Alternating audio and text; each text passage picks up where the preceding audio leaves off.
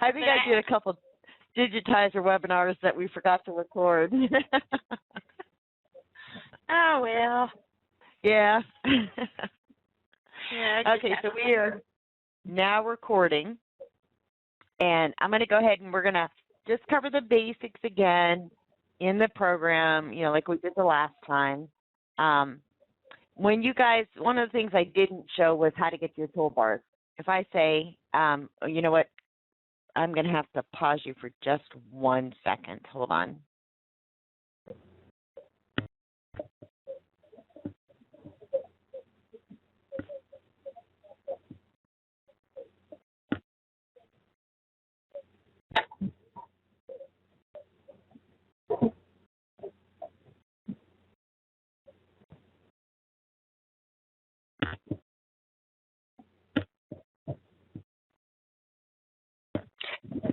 Sorry about that. We had a phone call come in from one of my sons, and he usually doesn't call unless it's really an emergency. But this time he just called to say hello.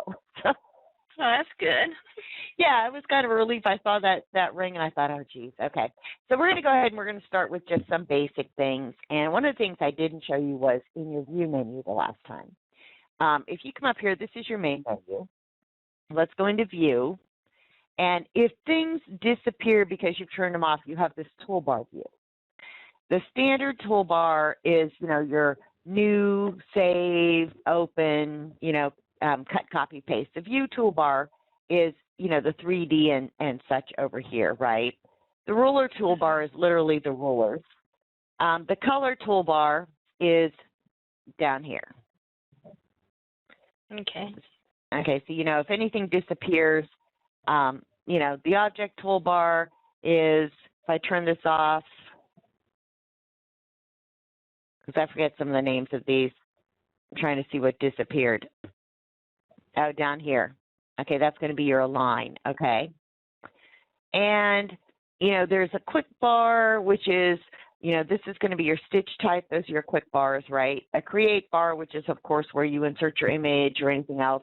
A punch bar is over here. And the help bar, which is right here. And this little help bar right here shows information as you're going through the program. And it's nice to leave it open until you get used to how the program functions, right? Then you have, you know, the status bar is all the way at the very, very bottom. And, of course, you have stitch sequence, which is, you know, the film strip over here. Navigator is a zoom function. And we'll play with that later as we go along. But going back to the regular toolbar, there's a building block bar.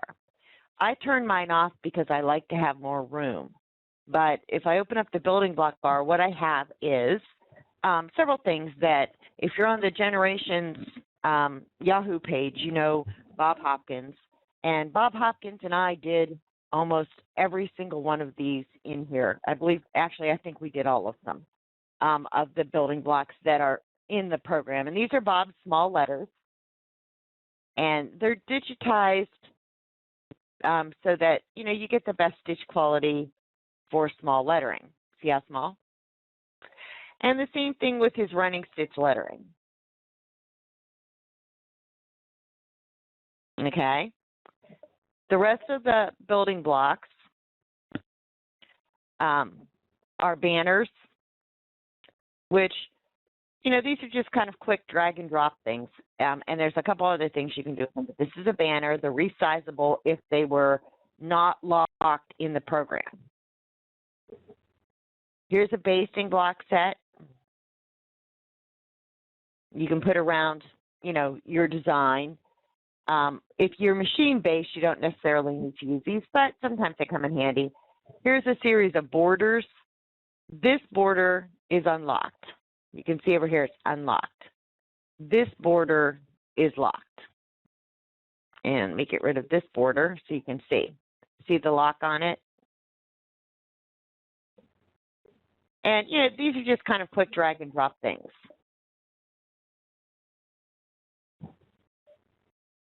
There's buttonholes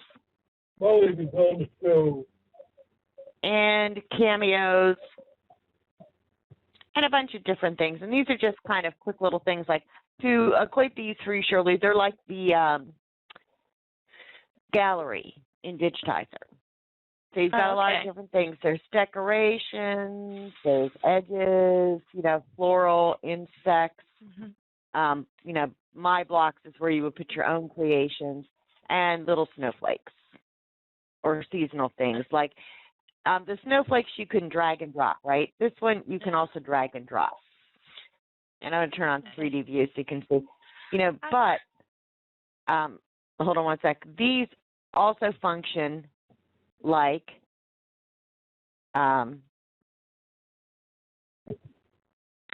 if you double click, they also function like the digitizer.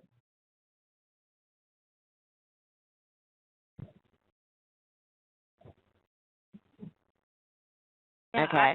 I've got some of those building blocks. You've got some of these?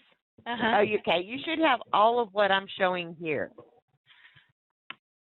If you click on these little tabs, Uh-huh. you should have all of those building blocks. So, and they're kind of unique little things, but if you do resize them, you need to regenerate. And, this would be too wide of a satin stitch. These are really meant to be small, but if they're unlocked, they're also completely editable. So I'm going to go ahead and close that. Yeah. Okay, just to kind of run through, some of these things. Now, if you want more room on your screen, just X out of the building blocks and close them. The help file you can, close or expand with the little arrow. But the building blocks are either open or shut.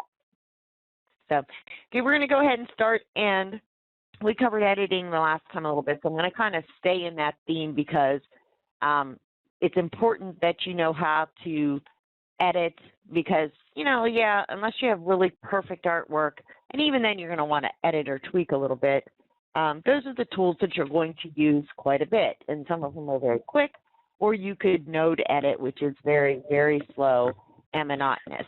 Have you guys, any of you had time to play since the last webinar? Yes. I haven't. But I only got in on the last, maybe about the last 10 minutes. Okay, Janet and Fran? Yes. You guys played a little bit? Yeah, I completed the design. I didn't know if we were to send it to you or not. You can, if you want to, you can.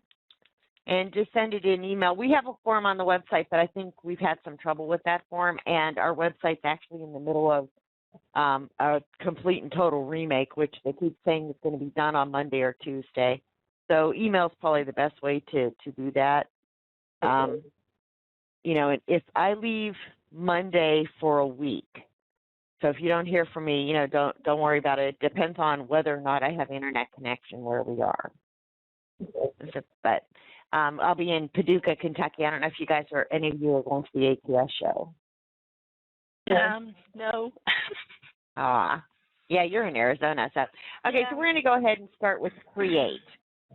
And create is where you basically create everything in the program. You can insert text, monogramming.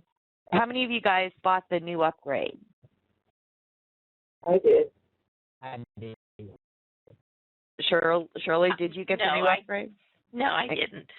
Okay, if you don't have the monogramming module in what you have, then these links, I think they're grayed out or they won't show up. But this is where you do everything. Here's the image insert, here's the plane, that's your scanner, and here's also your punch tools. So we're going to start with insert image. And these are the images that came with your program.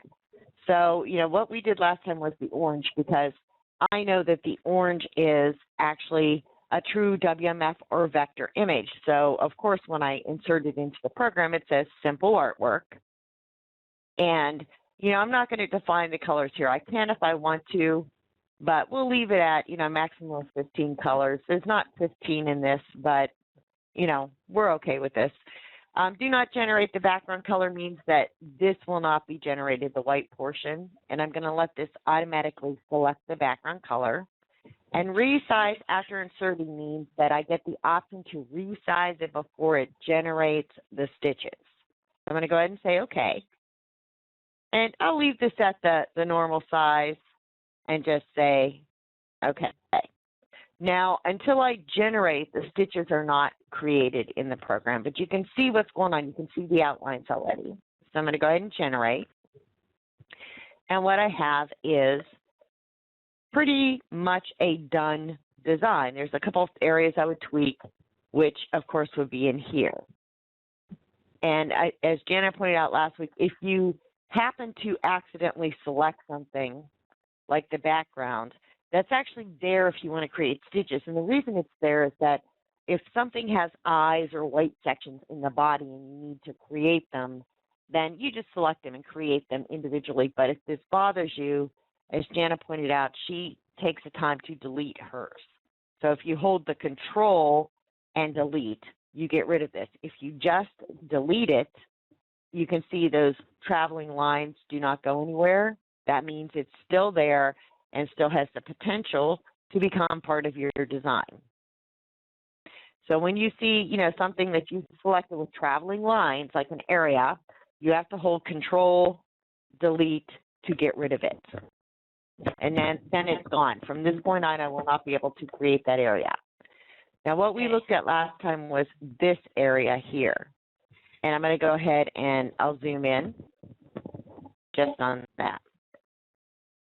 When I use the zoom tools, to get out of the zoom tools, I can right-click or I can press Escape. And if we look at the little help thing down here, I guess it doesn't tell you on that, but I usually just press Escape. If you get stuck in something, Escape is always a good button to use, right? But this is what we've got on Auto Judge. Here's Auto Judge. And what Auto Judge is the program's way of looking at this area and saying, oh, wait, part of this is fat and part of it's skinny and it's going in this direction. And, okay, so should it be a complex or should it be a satin or should it, in this case, be some combination? And Auto Judge is a way of just getting something done very quickly, putting a fill in there because you can always go in and change it.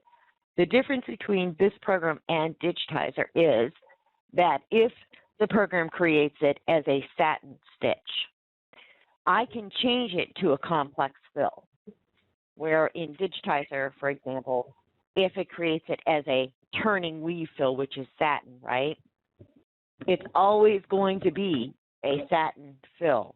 I just may be able to put a pattern into it, okay?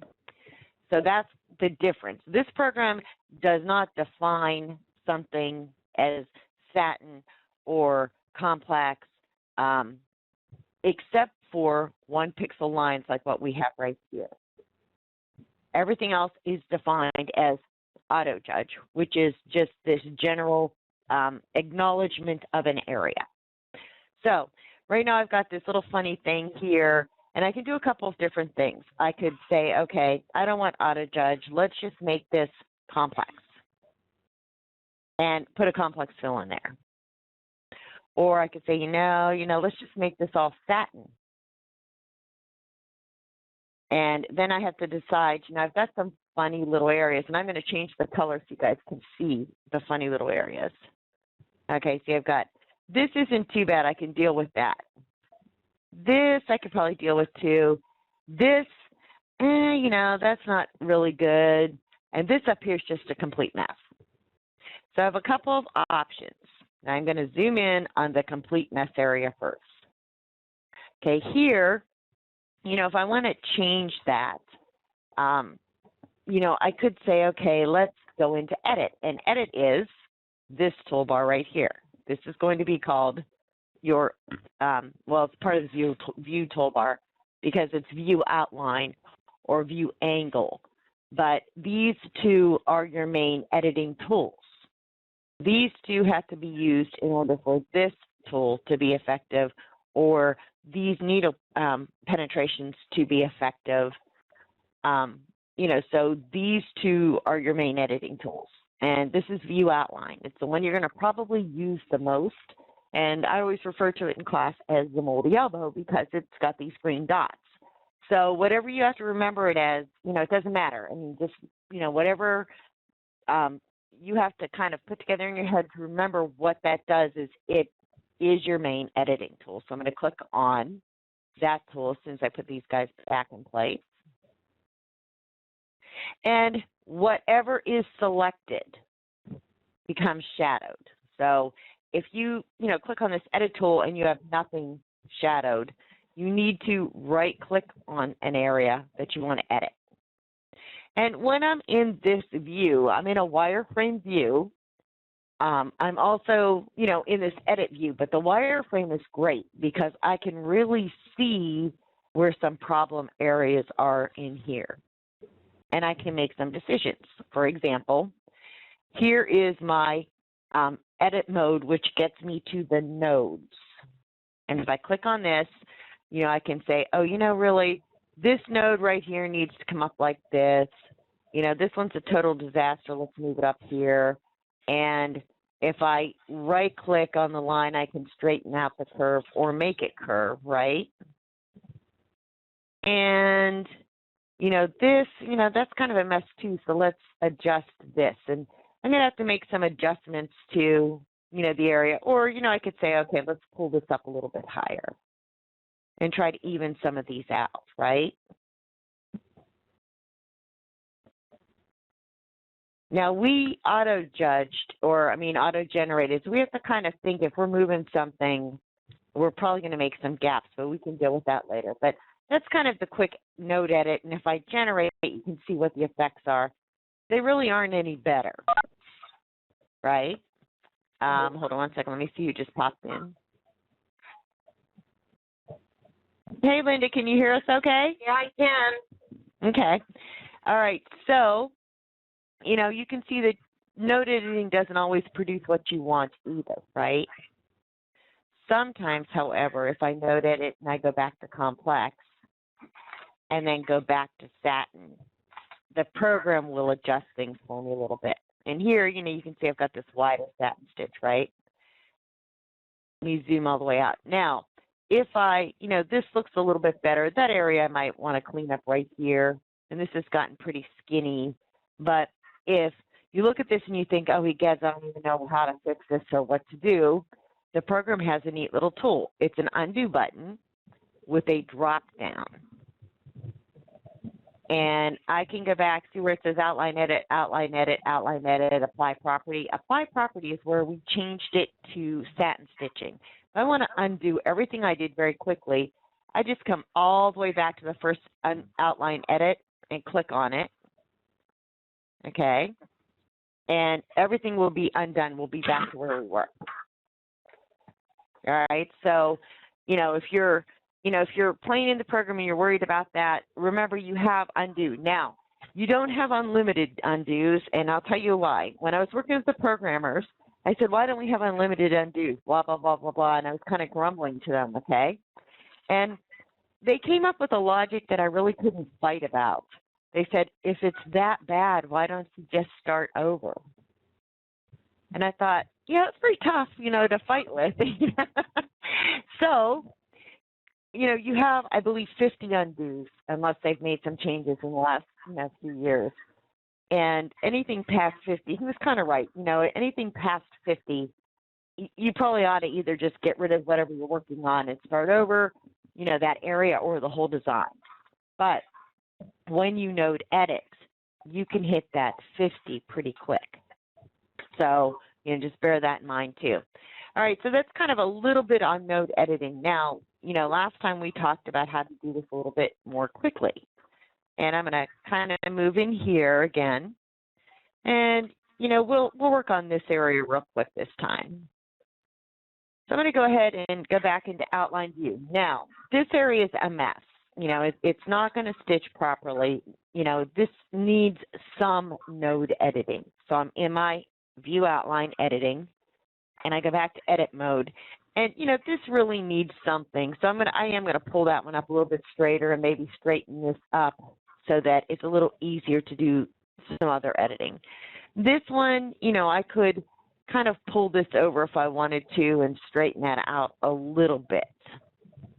And then this one is always going to be too wide unless I pull it up. But as I'm pulling it up, I might want to look at, the sides here too. Do I need to straighten these out a little bit? Or how that's going to work. Okay, so now I've got a little better or more even areas here that I can do other things with. And you don't have to turn edit mode off with the little hand, but it does help to turn it off so you can see a little bit better. And then right-click on the shaded area, and let's look at our divide line. So we're going to divide with the line and divide with the curve. These are the two options. Divide with the line. If you look down here, you're going to see your cheater notes on how this tool functions. It's very quick. You have to start on the outside, and you have to end on the outside, and it's 2 points and an enter. See that little line? You know, the same thing here. I could come up here and I could say, oh, you know, really, let's cut with the line from here to here.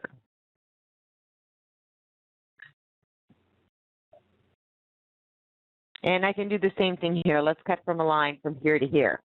And because this line is defined already, see that little slice I made? Technically, I'm starting on the inside and ending, or starting on the outside and ending on the outside, and it will let me cut that line. Okay, does that make sense? Yes. Let me escape, and I'm going to undo and explain it a little bit. Okay, see, I've got this first line cut here that I did, right? If I would come up here and say, oh, let's divide with the line from here to here, right? It won't let me do it because I have to start on the outside and end on the outside. But if I come here and say, oh yeah, let's start on the outside, let's end on the outside, and place a cut there, then it will let me come over here and create this other cut because it's got that other line there. It's got a slice already in place. Okay, does that make sense now? And the same thing here. I can now come up here and I can, you know, slice this as well. And if you make a mistake on your placement, backspace is a good thing. But because I've got this line here, I'm technically starting on the outside and ending on the outside, and I can make these cuts. Bernadette. Uh-huh. Did you have to place enter after you did the first cut, and then you did the second cut and went over, which is really the inside of that line? Did you have to place enter when you did the first cut? Right. You have a left click and then a left click, right? Correct. And that line doesn't take effect, or that cut doesn't take effect until I press enter. Okay. So if you're doing a sequence of these cuts, every time you place 2 points, you have to press enter. Yes. Okay. Otherwise, it thinks you're trying to do something with this tool that you can't do. Okay. Because it's a 2-point thing. Okay, so now when I say generate, you know, that's cleaned up a little bit. And I'm going to pull this down so that you can see it a little more clearly down here. Okay, see how that's a lot neater. There's a little area here that maybe needs some help, right? But I can do that, and it's still one piece. If you look, it's still one piece. I haven't cut these pieces apart. All I've done is cut those pieces so that they flow better for satin stitching. Okay? Now, here, you know, I've got some cleanup to do. So I'm going to use my zoom, and I am going to zoom right here. And I've got a little cleanup because of how I cut. You can see the little rough edges there and over in here, right? So I just go back to my edit mode and see the rough edges, you know, right here, you know, there's going to be a rough edge, right? So if I use one of the other tools, which is to, you know, adjust with the line or adjust with an arc, I can clean that up pretty quick. So I'm going to say, let's adjust from here to here. And with those cuts, it should let me grab this line. But I have to be careful. Make sure it's the highlighted blue line. Because, see, I can collect these too, right? Mm-hmm. So I'm going to select that line, and I can clean that up very quickly. And I use the arc. See how it arcs when it's adjusted as soon as I left-click and attach that? Mm-hmm. So I can clean that up and smooth those points. And it's going to tell me, this message right here is telling me that I've crossed my outline, which is right in here. And I can say yes or I can say no, and I can start over. So I'm going to go ahead and start over. Sometimes you can cross that out line without any consequences, but, you know, other times it does some funny things. So I'm going to go ahead and, you know, let it left click to connect it to the arch line, and left click to place the line. And you can see how I cleaned that up, right? I've got a little gap here, but not a big deal, because that is something that, you know, you could come in here very quickly and clean up with a node edit, right? You have to be careful about crossing out lines. I'm going to say yes here. And let me zoom in just a little bit closer, because this is very, you know, kind of fine-tuned, right? You know, I can just pull one of these up if I want to. Yes, let's go ahead and cross that. And you can see I can kind of get pretty detailed with these nodes, right? Mm-hmm. And I do want to be careful. I don't want to cross over too much. But like something like this right here, you know, moving it up there, you know, I'm going to say yes to, because it's right on the edge. And this little gap I'm not going to overly worry about right now. But let's generate and see what it looks like. And sometimes when it goes this slow, it's because I've crossed over and it says not responding. Give it a minute, and it's, you know, generally a process through. Sometimes when I cross those outlines, it's trying to figure out what the heck I'm trying to do. And, you know, don't give up on the program just because it says not responding. And I'll give it a minute. If I'm in the video, it might take a little bit longer, so we'll see how this goes. Worst case, you know, this was not a big deal. We didn't do a lot of editing. Generally, I save it because the autosave is about every 10 minutes. But generally, I save as I work if I did some major editing. So we will give this a second. Sorry. Okay, go ahead. Does the cut actually make it, does that impact the way the machine is sewing it? Will that stop and make it another segment? Or does it impact the direction? Only if I cut all the way through. Like when I cut up here, right? Right. I didn't cut down here to break it away from the body. See, this is still one piece. Okay. And even when I placed that cut there, I didn't cut it away from the main piece. So in this case, it'll affect how it stitches in that the program, if you look at what's on the screen right here, you zoom in, you can see those are kind of tucked under, which says, okay, the program's decided it's going to stitch this area where these are stitched first and then it stitches around, right? Right. But, you know, the reason is because of where the program put the in and out points. See the in and out points? Okay. If I move those to, okay, maybe the in point here, you know, it doesn't affect anything here. But if I move that out point over to here, then, you know, it's going to stop here, which means it's, you know, going to stitch this section probably last, right? It's all going to stitch in one pass. Right, it's going to stitch in one pass, but it does affect, like, if I move this here, you know, that's going to affect how this appears. Okay. Okay, only because of the way the program stitches this piece. So, but right now, these are all one piece. That little slice I did didn't split. The blocking line is, there's two lines in a column or satin-filled area. There's two lines.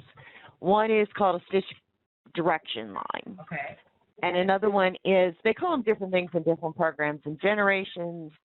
Let me see what we called it, because after a while you kind of lose track. There's a blocking direction. Okay. Okay.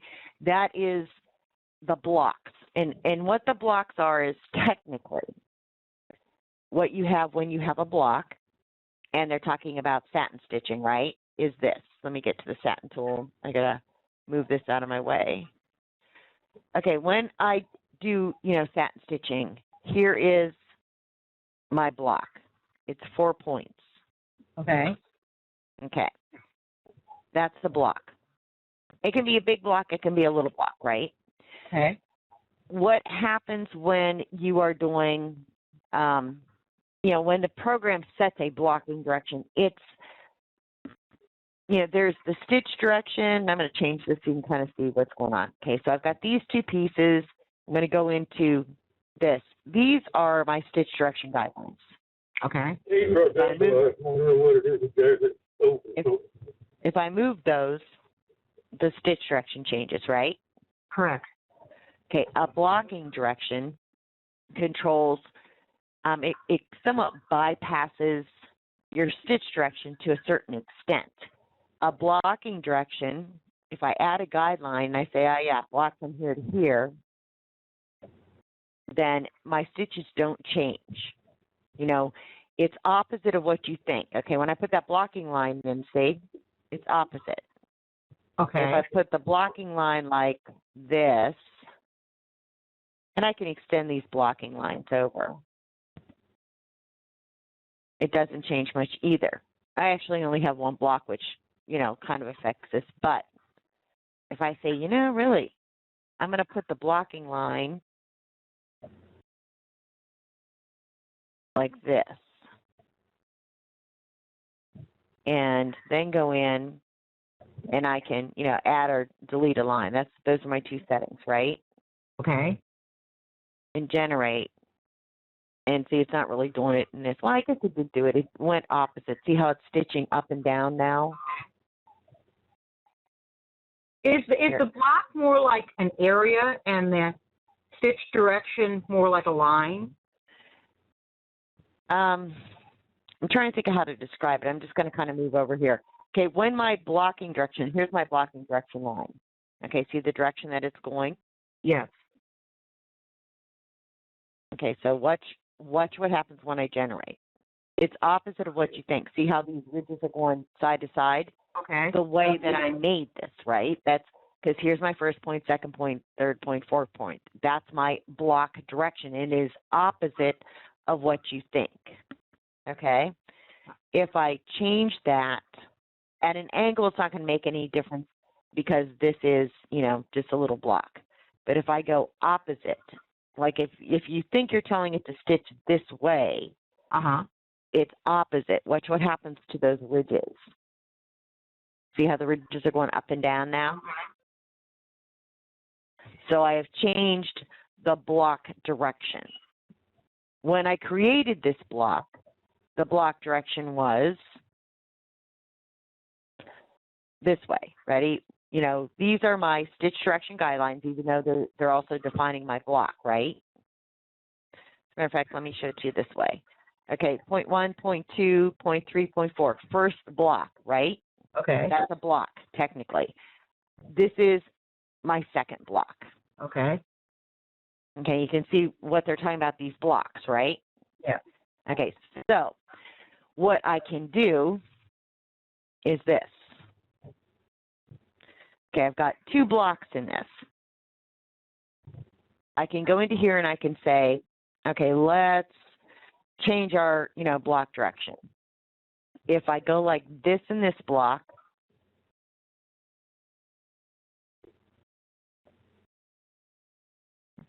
right? If I go like that in that block, it should change. If I go like this in this block, see, I can do it two different ways, right? Okay. And I generate. I guess it's going to ignore that one block. Hold on.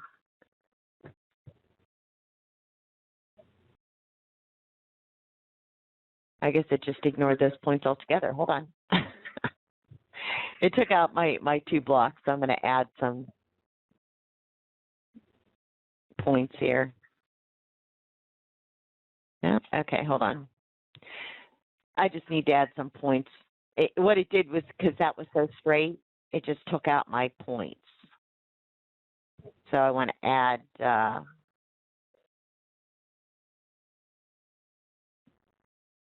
want to add a node.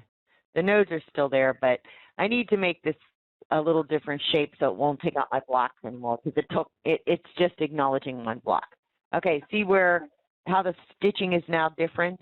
Yes. Okay, here's the original block, the first block.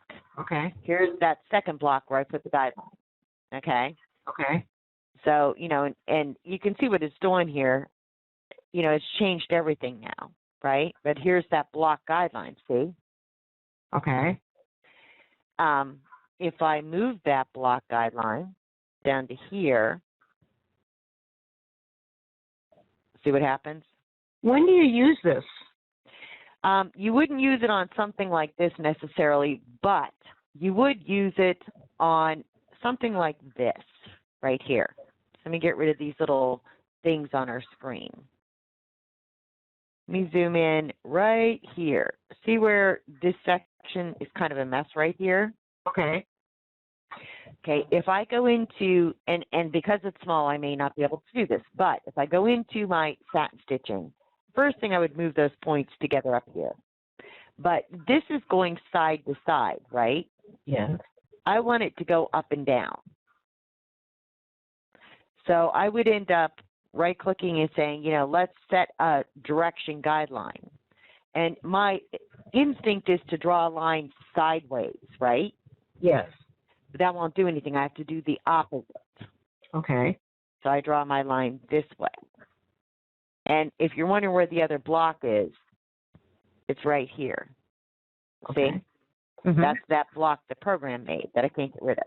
But now I've put this line in here, and when I generate, sometimes it works and sometimes it doesn't because that's a small area. Okay. What it's supposed to technically do is change this direction. Let me see if I can get rid of that. We'll pull this one all the way down, see if that helps any. But if it's a bigger area, generally it works better. And you can try angling this. You know, small areas like this don't always do what you want them to do. Okay, and that's just going to be too small. But, you know, that's why I said, like, there are other tools, right? There are other tools. But they may not be the best tools for what you need to do. What would work probably better is to go to your regular edit and, you know, you just go in here and say, okay, let's divide it with a line. And this would, you know, a good place to divide would be maybe this way. We'll see. Just draw a line and see if it generates the way you want it to generate. And if it gets funny like that and doesn't do it, you know that you always have undo and maybe dividing with a line from, you know, here. I'm trying to think of which way is the best way. Maybe from here to here.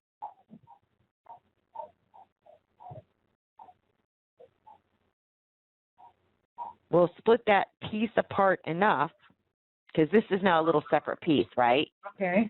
That you can come into your edit and you can say, you know, really, this is kind of a disaster, but would look better if I did just a little bit of node editing, like deleting something and straightening it out, right?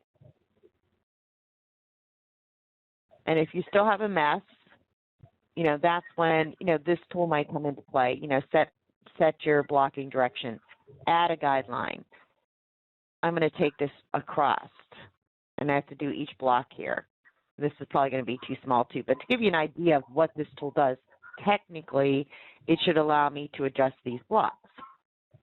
See? Oh, do you use that tool often? I usually manually punch. Okay. So I have Can complete you manually control. punch in generation? Yeah. Okay. Yeah. It's one of the best manual punch programs out there.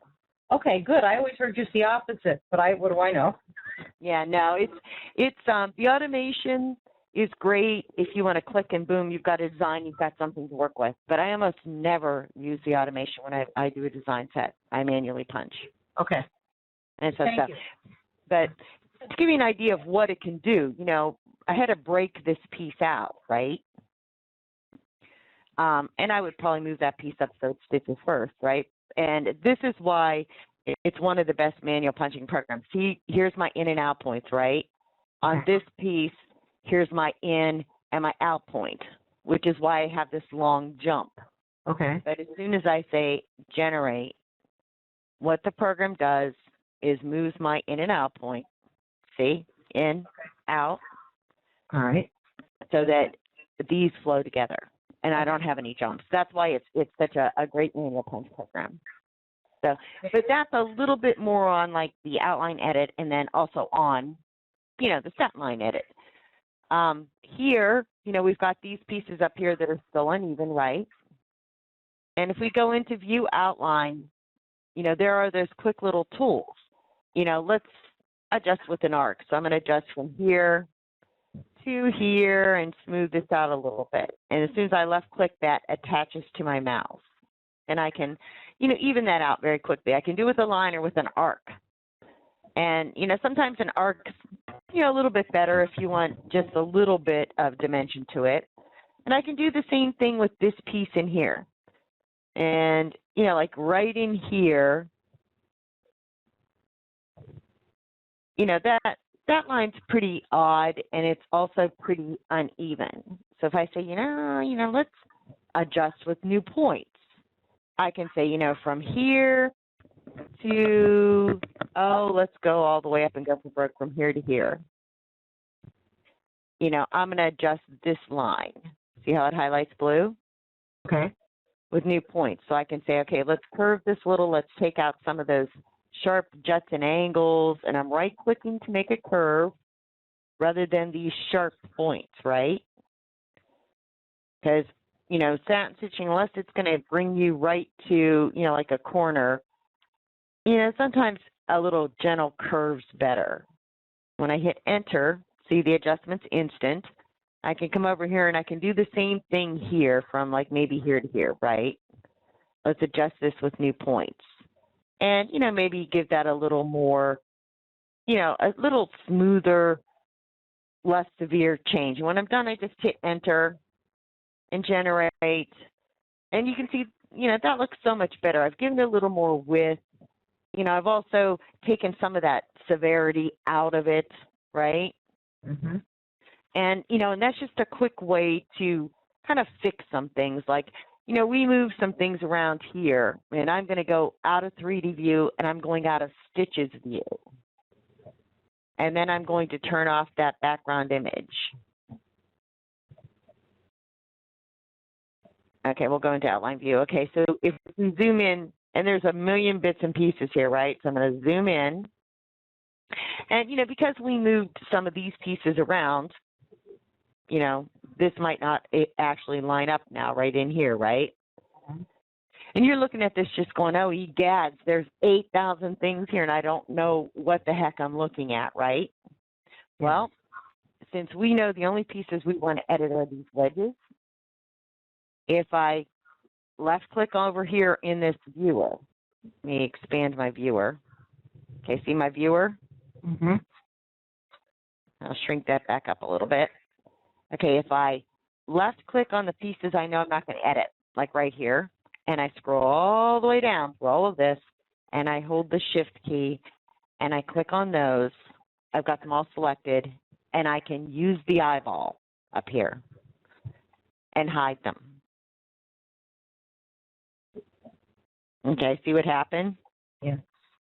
Okay, now I need to keep the blue piece open, so I can scroll all the way down and say, oh, you know what? See the red X on the eye? Okay. Turn that one back on. So now, you know, I can look at this and I can say, oh, wait a minute, okay. I moved stuff around, so now I've got a gap here. Right? So I could just kind of come in here, grab these, and, you know, pull them back over. You want a little bit of overlap. You don't want a lot of overlap, but, you know, I moved that around, so I know that, you know, here's another piece. I know that, you know, this is not going to line up. And, you know, you'll see why I picked this image for you guys to play with. It's a little challenging, but, you know, if you look over here, if you're not sure what you've got, like this piece right here, you know, how do I know if it's the outline, or how do I know, you know, if you look over here, you'll see what's selected. So I know that I've got this piece and I can pull it back over so there's no gaps, right?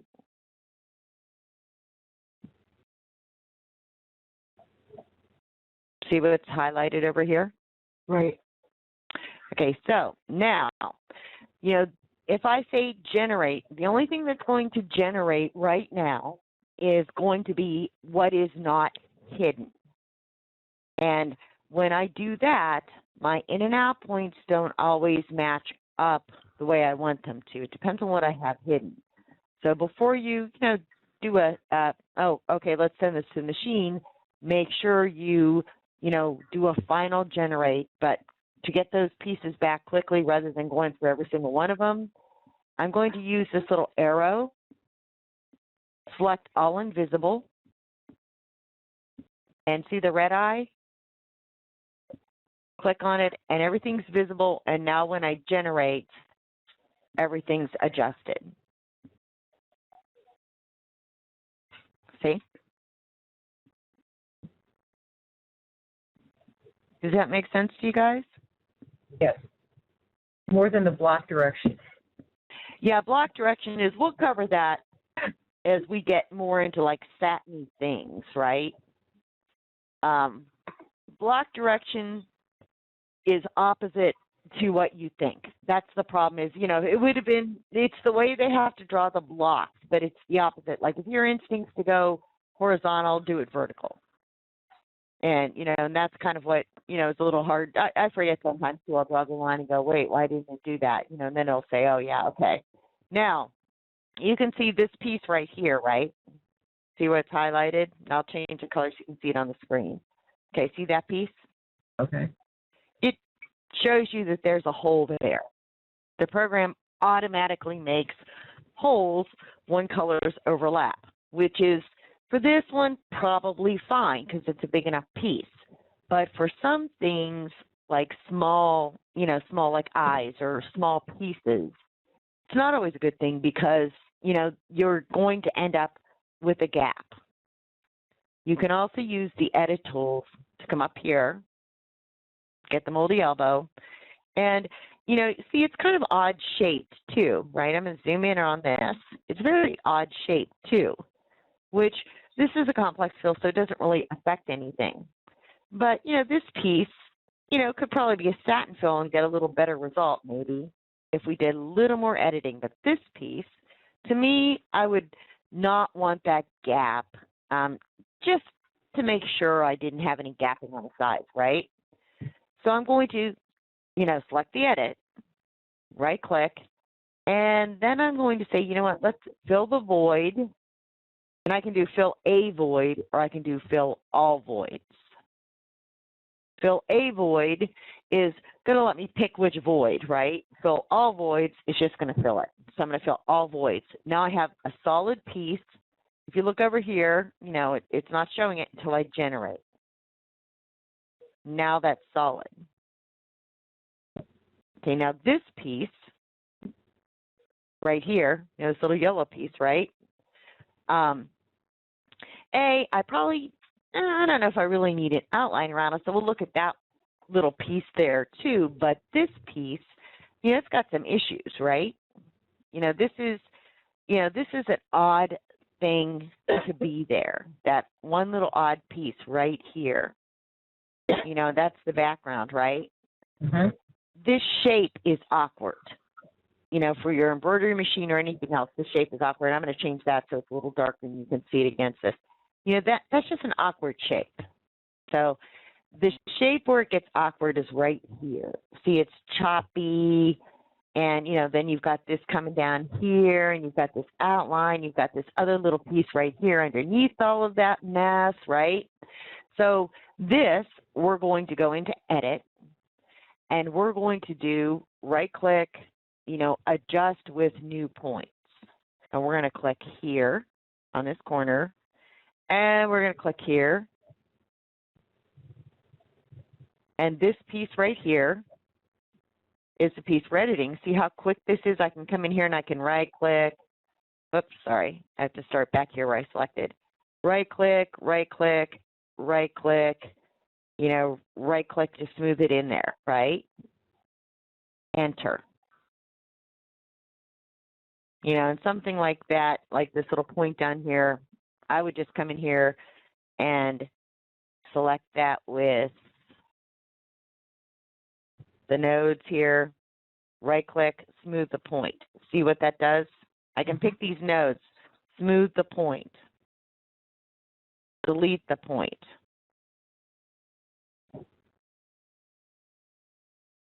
Okay, so I have all kinds of options on these. You know, I can also right-click on the line and smooth it a little more, or left-click and unsmooth it. So I'm going to delete that point as well. And you can see I've got a pretty smooth thing going on here now, right? So I'm going to generate. This piece is hidden. And what it's hidden under is this outline right here. But when I click on this outline, it's all one piece, right?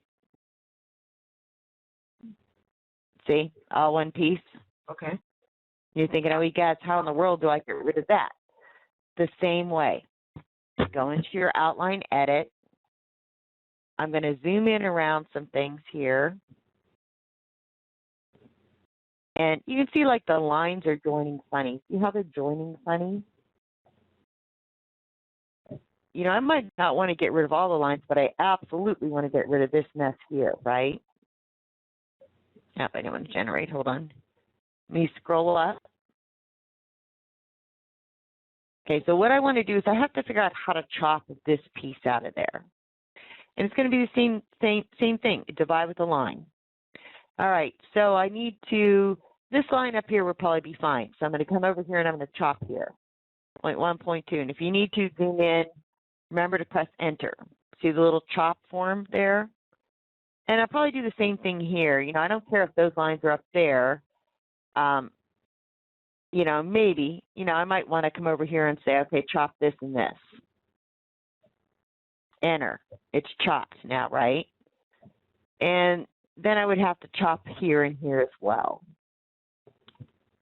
And if it doesn't form a line, it didn't chop, which means there's an odd thing there that the program isn't going to let you cut. So you have to come down a little bit further, chop, chop, and enter. And if it still doesn't do it, then try this. Press escape and generate and start looking at, you know, how this piece split. And it didn't split completely. I've got some cuts in it, but it didn't completely cut away. So that means, okay, it's a little more complicated in here. And, you know, I'm just going to kind of keep cutting with this line. You know, I would chop it here, or, you know, let me zoom in.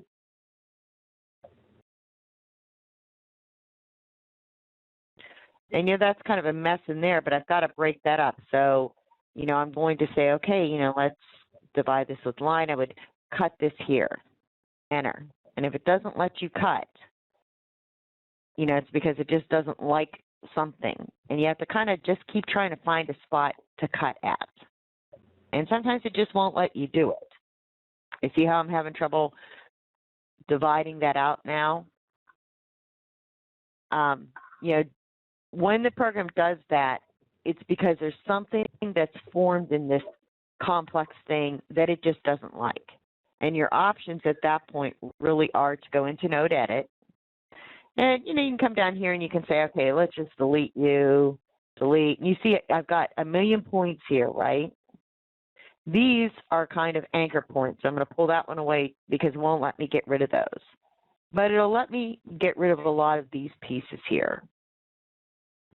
See how these points are kind of joining and it's, you know, kind of odd. You have to kind of pull them apart.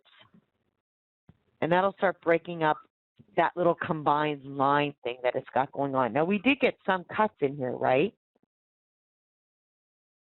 So, you know, in that case, this is the big mess over here, but I know that I did some cuts up here. And, you know, see how this line is very complicated? You know, I know that if I pull that piece apart here and here and here, I'm going to eventually find where those cuts took place. But if not, I can literally just keep deleting these lines or these points. And when it won't let you delete, it's because it's an anchor point.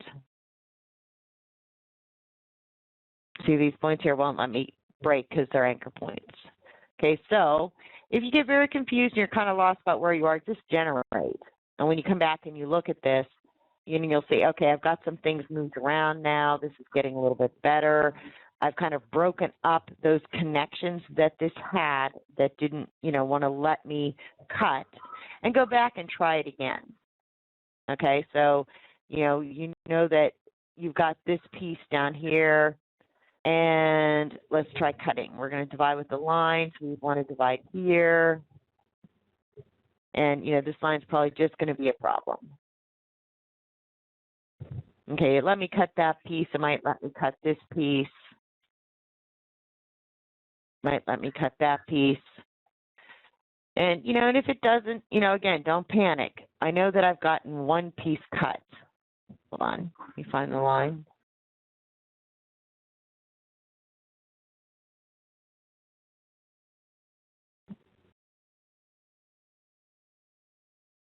Okay, generate. All right, so I know I've gotten like one piece cut of this. And don't panic, the whole line didn't disappear. I just didn't generate on it.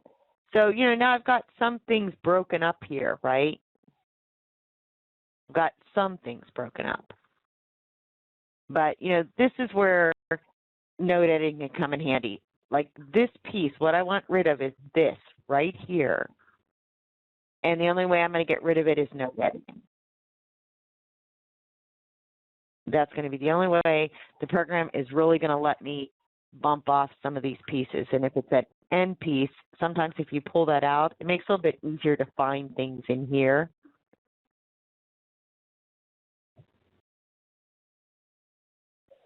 I probably have lost you all, guys all on this, right? But you're going to practice on this, right? See, I found my piece. There's my piece. And if you look, I'm going to zoom out. Here's my piece, right? This is the piece I really want rid of, and it's all tangled up in there. So this is when node editing, if you practice this, you'll actually get pretty good at this. This is where you have to kind of come in here and say, okay, where are these pieces? And you can pull them aside and say, okay, I have no idea where this is, but we're going to try to get rid of these pieces and pull this apart to get to the end of this line.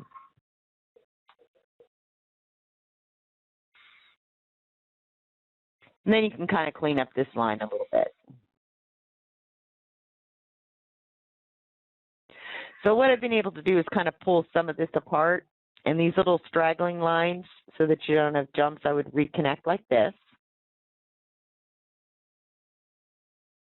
And this will, I'll probably have you play with this for next week just a little bit, because you don't care if the orange stitches, you just want to kind of learn to edit, right? So now what I've got after I pull this whole thing apart is this. I've got my line down here, right? And it won't let me delete any of these things because they're endpoints. But what I can do is I can now just pull these points back into place and straighten the line out. And the same thing with this. I can say, oh, I can just move this here and then pull it up here and straighten that out. And what I end up with when I'm done, playing with all those nodes is I got rid of that outline around this. There's still a little bit here, but it's not going to be all that effective. It's not going to, it's just going to look like part of the orange, right? Does that make sense to you guys? Yeah. And then this piece here, which is really, really, really quite wimpy and really should be a little more highlighted, even if this thing's in the way, like this line's still in the way on this, right, on this piece, then, I can still come in and I can say, okay, let's go ahead and let's edit, view outline. And I'm going to have to move my nodes a little bit. So I'll go into, the pointing hand. I'll say, let's make this a little bit bigger. Let's smooth this a little bit. And this one, I'm going to pull this just so I can get a little more, kind of volume out of this. And this, I can just delete the point and pull that arc. And let's zoom out and generate. Okay, see now I was able to make that a little bit bigger. I could reorder these color pieces so that, you know, they're over here and this kind of hides that line. And I've got this, you know, pretty well edited now, you know, other than changing, you know, maybe this to a satin fill because that's too wide.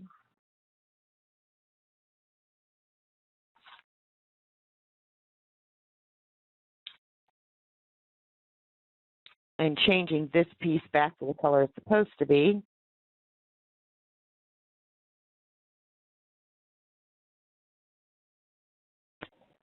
And changing this to, I think it was a deeper orange.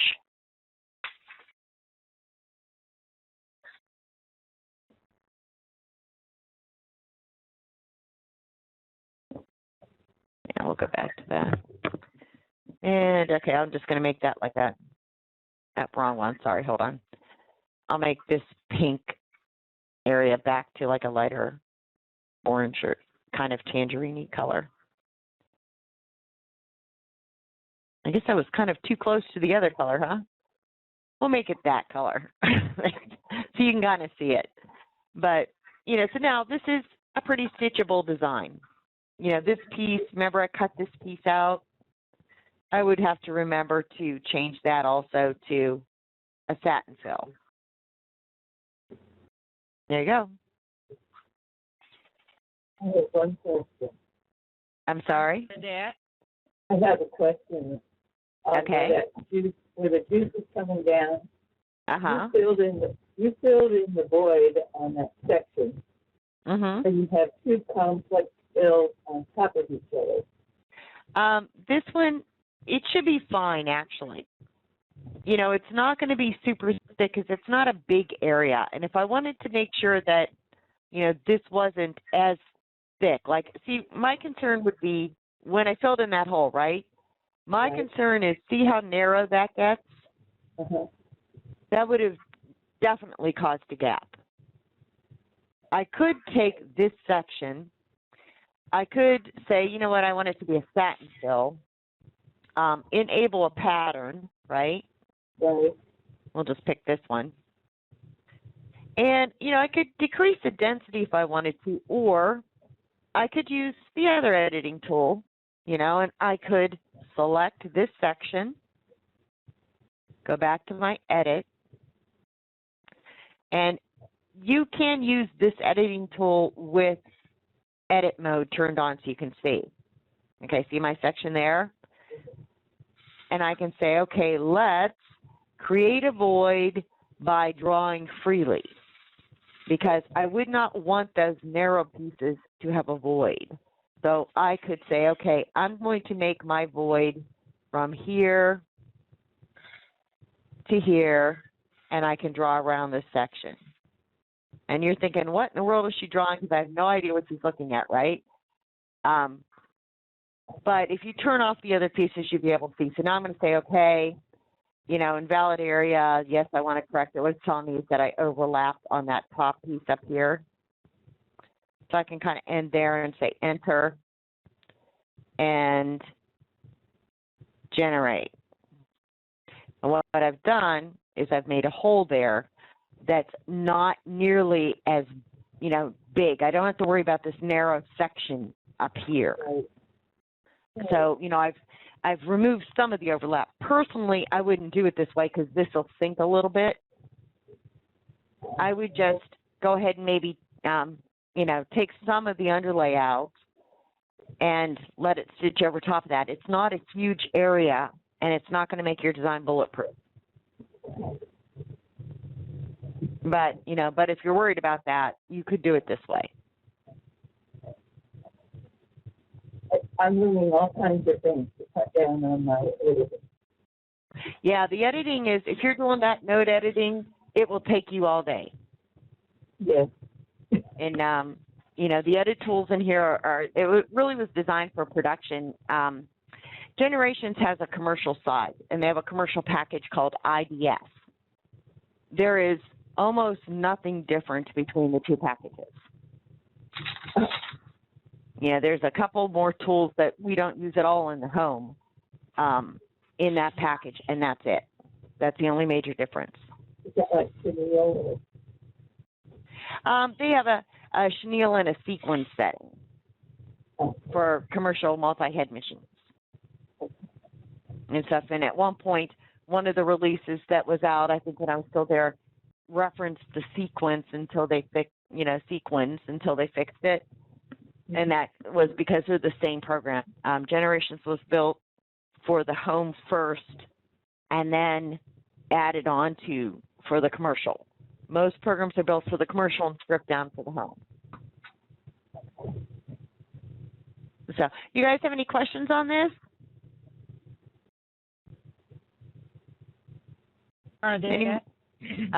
What would happen to that little single piece if you merged that line? This and this? This piece, and then merge like this? No, the one on the right.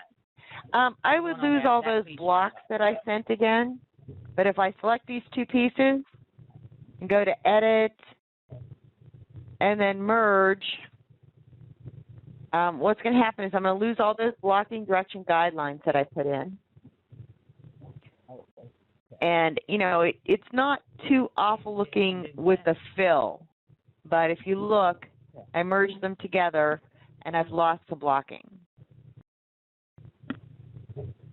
Okay, now, if I clean that up a little bit, straighten it up, I might be able to, I might be able to come in here and say, let's see if the blocking direction works on this one. Okay, so we have to draw a line like this because we want it to go up and down. And see, it still won't let me do it. Well, maybe. Let's see.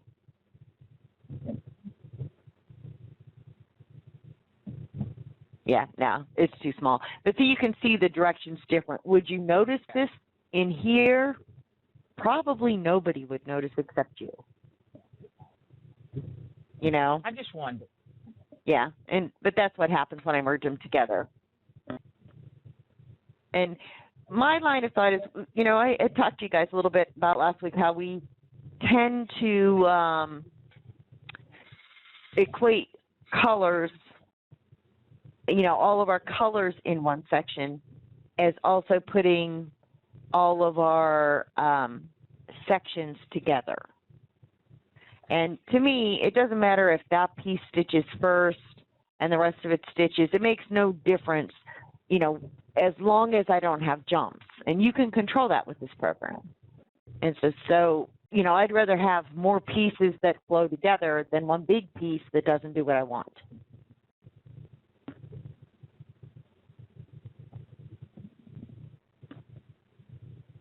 So you guys have any more questions on this? Bernadette, go ahead. Bernadette, if you were actually doing this, you're starting with an image for this design, would you actually clean up the artwork first? No. You wouldn't? Okay. No, if I were doing this, honestly, by the time you're done with this program, you'll do this. Okay. You'll say, okay, create, insert an image, boom. Okay, image as a template. I'm going to increase it just so I have a little more view. And it comes in faded. If you hit the plus symbol, you can darken that up.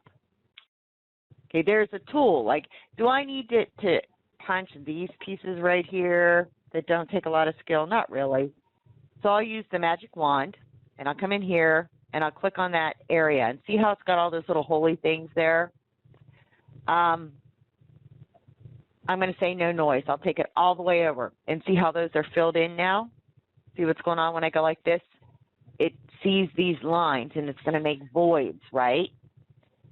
If I say no noise, take that out, it pretty much fills that in. I just have this one little piece right there to deal with. And then just say okay, go to the next piece, select with magic wand. Okay, color, let's bump that up a little bit because we want it to pick up all of this section, although it won't really make too much difference. But see how as I adjust, those pieces are getting picked up a little better? See, I still got one little piece over there, so I'll slide it over a little bit more.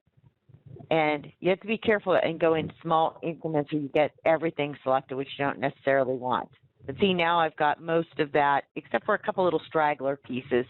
I just say, okay. And what I've got is, you know, I've quickly created these pieces that take really not a whole lot of skill to punch. You know, these are just going to be fill pieces, right? Mm-hmm. And even the lines don't really take any skill to punch because they also don't take a lot of time. Then I would invest my time in punching this, because this is really the detail. This in the running lines, it's really the detail of, you know, what you want to do here, right? You know, that's kind of what defines, you know, the orange, not those slices that are covered up with everything. It's, you know, this outline. And then I would probably change a couple of things like this down here. You know, sure, I would come in here and say, oh, let's just pick that with the magic wand, say okay. And then at that point, you know, I am going to hide this piece. And if you notice in 3D, it doesn't hide. You have to go out of 3D, right? What I would do, where I would invest my time, would be in this piece, which kind of defines the slices in the running lines to make sure that they were logical, right? And then I would take my manual punch tool, and I would punch this piece from here, because this piece is going to be the shading. Those little tiny pieces there, I probably turn into little quick running lines, you know, and just kind of hide them underneath this piece, like, you know. But I'll show you what I would do with this piece. You know, when you come up in here, don't try to overlap, just hit enter, and it automatically closes that, right? Okay, now I would take this piece, I would go into my settings and make it a complex fill, and I'd enable that gradient. And you'd have to play with this, you know, see which one you like the best, but, you know, I'm just going to go with one layer. You know, it's going to be one layer, use those smooth edges, apply it. Oh, yeah, turn off your underlay. I don't want underlay. Apply it. And then from there, it's kind of a stitch direction thing. So from here, I'm going to say, oh, you know, I want to blend it into this direction.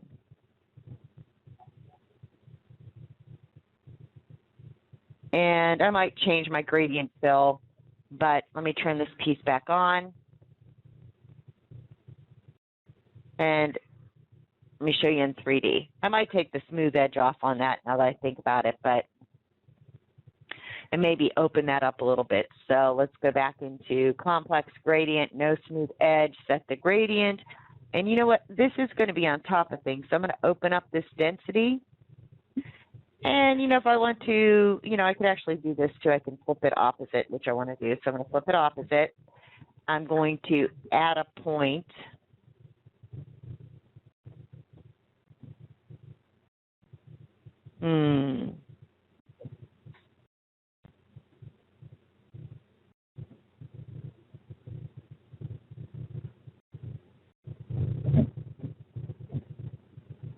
Open that up a little bit more. It's hard to tell in the gradient sometimes just how dense it is. Don't ever trust the preview. Honestly, it doesn't always show accurately.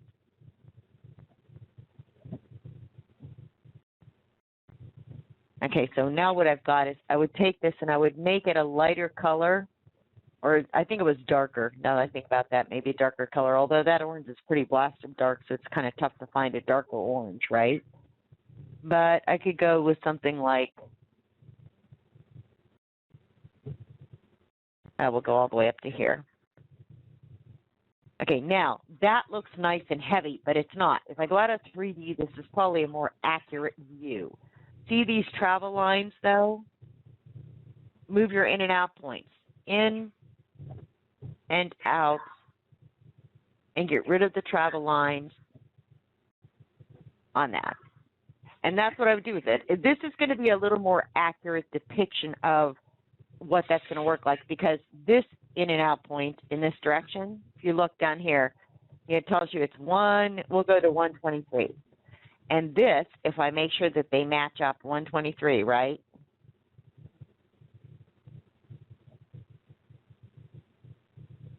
You can always go into the settings to make this match up. But if I match these up, what will happen is this darker shading will blend into this, and it'll really look shaded, rather than what we had from the, from this. I'm not going to have this chunk here. I'm going to have a blend. Does that make sense? Yeah. And once you know how to use the punching tools, you will probably do very little with the automation after a while. Was the original one you were doing when I got here auto-generated? Yeah, that was auto-generated because it's perfect artwork. It's vector artwork. So I could auto-generate, and get a pretty quick design. But the design here and the design I just punched, once I put the detail in, right, mm-hmm. This would be a much more interesting design. I agree. And, so that's kind of the difference between the automatic and learning to use the automatic to do quick little pieces that you don't really care about, and the manual punch tools. So once we get through the series, you'll find that, you'll do very little with the automation, and you'll get better designs because of it. The automation is great for, boom, there you go, you've got a quick design. But it takes more time to edit sometimes than it does to just punch this if you're comfortable with the punching tools. Bernadette, I don't know if you have any private time. I think that I'm probably behind everybody else in terms of, like, you went to just import the image. I don't even understand about what you're importing and how you decide what you're doing. Okay. Is there a way that I could get some private time from you to start me so I know what you're talking about? I can kind of show you how to, and we'll go through this. I mean, we really kind of are playing with just the editing tools, and we'll go through this. Okay.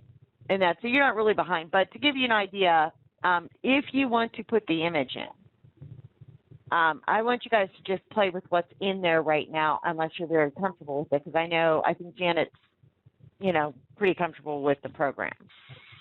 And maybe a couple of other, Fran, I don't know how comfortable you are with the program, but I think Fran and Janet have had it for a while. I've been using it. I've been using it almost 2 years. Okay, so you guys are a little more comfortable, but, we're going to go from create. Everything that you want to do starts with create. If you're going to put an image in, if you remember create, you're going to create something. All of your menus are here. So when you want to insert an image, you can go to create and insert image. And it opens up to the default image folder. And these are images that came with the program. We're using the orange. And why the orange just, boom, there you go, you've got a design, is because it's truly a WMF image. So, it's very quick. It's pretty clean artwork, so I can say, okay, let's just go ahead and insert this. It's simple artwork. And what the program does is when it looks at an image, it looks at the lines, the distinction of the lines between the colors, right? And it says, okay, this one is pretty clean, so it's a simple image. I can deal with these simpler outlines. If it were a little more complicated, like blurry or JPEG or GIF, it would say, this is scanned, because it's got those color pixelations. If it's a photograph... Is the program picking which type of file it is, which type of graphic it is? No, the graphic's defined by how it's made. What the program's doing is looking at that graphic and determining how many pixels are in it, how clear the distinctions are between the colors, and it's making a determination about how it's going to handle it. Okay. And I always joke, when I used to teach regularly generations, I used to joke, take control of the program, right? Because, this is simple. It's going to show me simple image, but photographs generally will show up as photograph. Unless it's like a real low JPEG like that you pulled off the internet, then it's going to show up as scanned.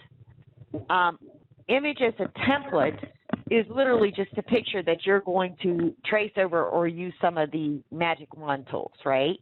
Okay. So if I say, okay, this is simple artwork, auto select means I'm letting it pick the colors in this image. Do not generate the background color means it's not going to generate this white, automatically pick the background color, and it's showing you the color means it's going to pick like the color that's around the outside of this in bulk. Now, if you have like a stained glass image, it's going to pick the black probably, so you might want to change it there. But for the most part, this is what we have. Resize after inserting, just leave that alone and go ahead and say, okay, let's insert this, and oh, you know what, I want to make this a little bit bigger. And all you have to do is change the size a little bit. Both of these adjust. And what it's done is, see all these little outlines here? It's defined the color sections of this design for me. And when I say generate, it's decided, you know, this is the fill type it's going to be. It's all auto judge right now except for the lines, and this is what I have. Okay, so the program has decided, like if I click on any of these pieces, right click, everything is auto judge. The lines, however, are still lines. And the only reason it picked these lines out and didn't turn them into a satin stitch is because they're 1 pixel and it was clean artwork. Okay, does that make a little more sense? Okay. Okay, now, that's with the basic image. But what generally happens is this. Let me close some of these windows. What generally happens is we don't end up with these clean images. For the most part, we don't. You know, we end up with, you know, so-so images. If you get, you know, a clip art package, you might end up with some cleaner artwork. But, you know, sometimes we end up with, these all say WMF, but I can tell you they're truly not WMF images. She's pretty clean. This one's a little more complicated, but it's still, you know, it's still pretty basic. You know, that one's, you know, pretty basic too. I'm going to see if I can find one of these that doesn't say simple artwork. And this one, it's looking at simple artwork, and it'll divide these out pretty good because there's only this pink and this pink and this pink and this pink. There's not a whole ton of pink in here, right? Or different pinks. There's not like 200 of them. So that image should kind of come in clean too. However, let me go see if I can find a more complicated image. Some of the images that, trying to think of a good place to grab one of those, probably in my image files, and it probably won't let me get to them.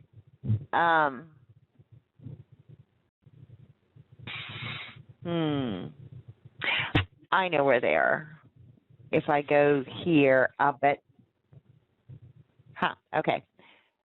It should be accessible, but it's going to be in here. Hold on. I'm going to pull up something that I know is a little more complicated that we used in one of the other webinars a while ago. Or even my pictures, maybe. Wow.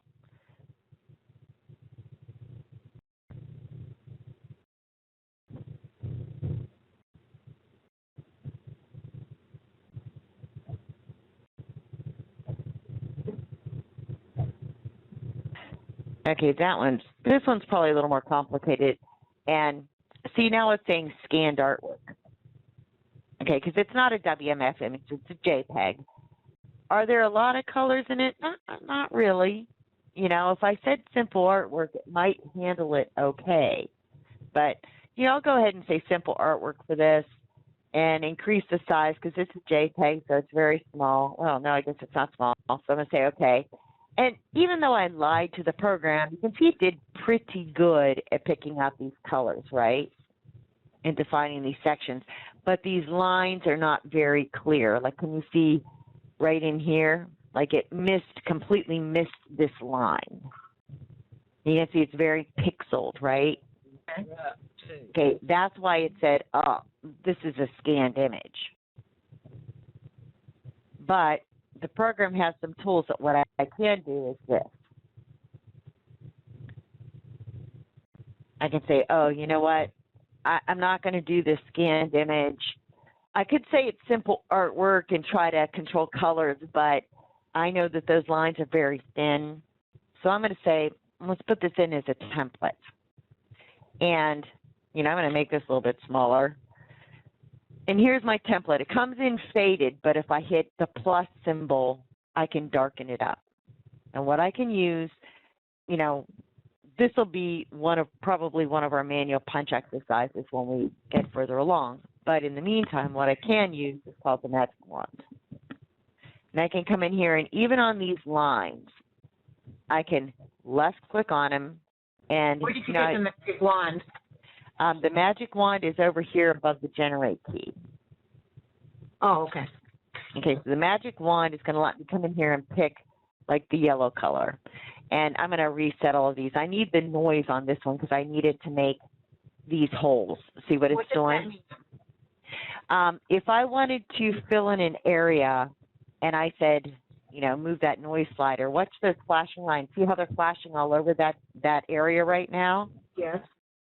As soon as I do that, it's only flashing around the outline because what it did was fill in all these holes. Let me show you a better example. If I come over here and I click on this flower, okay, let me slide the noise back over. What does noise mean? It's noise in this program. It means like the noise in the image. Think of it as in terms of holes, okay? For example, on this flower, I would generally have, 2 holes there because of the 2 different colors inside of that burgundy flower. If I use a magic wand and I come over here and I click on it, and because we've been playing with these settings, I have to change them back to the default. See how I've got this little flower right here? See the flashing lines around the burgundy flower? Yes. Okay, see how it's made this hole here? I'll go ahead and say OK and show you what it created. Okay, so what it created, see the hole? Okay. Okay, so if I don't want that to have a hole, then I would say, let me get rid of that area. I would say, okay, let's pick this with the magic wand. And, oh, I don't want any holes there, so I'm going to slide this noise slider over, and it takes out any other color. Okay, see how that's no longer flashing in the middle? When I say okay, now it's solid. Okay. Okay, so does that make sense? Well, I don't know if it makes sense, but I know I saw what you did. Yeah, and it'll, we're going to play with this. I just want you guys to play in the program, and as we go along, because we have 8 months, right? Right. We're going to, we're going to learn something, we're going to play with it, and then we're going to apply it to making a design. So let's say you wanted to do, and this is an off-the-cuff question. Let's say you wanted to make the big part of the flower an applique, and you didn't want the hole in the center. You would just be able to say, do the noise thing, and then you could have it automatically do the whole flower? You could, and then you can change this from the fill type to applique. Okay. And so you can do it that way. So now, to get rid of this area when it's flashing like this, I'm going to press Control, Delete. Because if I only press Delete, watch the flashing lines. If I only press Delete, see the flashing lines are still there? Okay. Technically, as soon as I generate, it's going to show back up. So to get rid of anything, you hold Control, Delete, and it's gone. No flashing lines, right? Okay. But using the magic wand on this complicated yellow section, okay, I would use the magic wand, click on the yellow section, and I would need to make sure the noise was at 0 because I want these white open areas to show up, see? Okay, and see how it selected this piece over here, but it's missing these pieces, right? Here, I'll generate and show you what it made. I'll say, okay, and this is what it made. Okay, let me hide the image. Oh, wrong. Here you go. Okay, so if I hide the image, see it missed pieces? Okay. Okay, and I want you guys to play with the magic wand. That's kind of why I'm pushing on this one a little bit. So if I go back to magic wand and I can see. It takes an eye. You got to watch these, you know, flashing lines, right? So take your time and watch the flashing lines. See, it's all good here. It's good here, but I'm missing these pieces in here. And because it said it was a scanned image, I know it's because there's a little color difference there. So I'm going to, in small increments, increase the color tolerance. Okay, now I've got all of these pieces. See, everything's flashing just by using this slider. Okay, look at these areas here. Let me find my annotate here.